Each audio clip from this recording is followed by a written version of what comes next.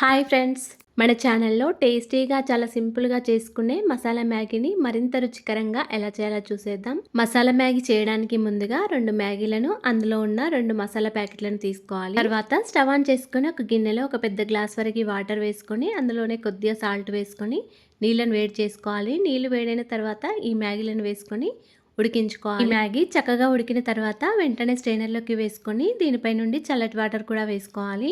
ఇలా చల్లటి వాటర్ వేయడం వల్ల మనకి మ్యాగీ అనేది పొడి పొడిగా అయిపోతుంది.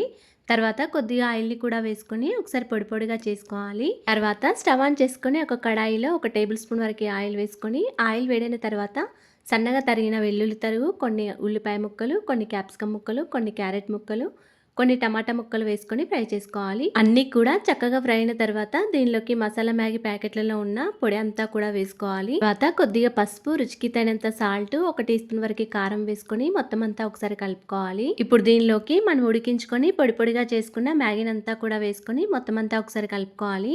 పైనుండి కొన్ని పచ్చి ఉల్లిపాయ ముక్కలు, కొంచెం కొత్తిమీర వేసి మొత్తం అంతా ఒకసారి కలుపుకోవాలి.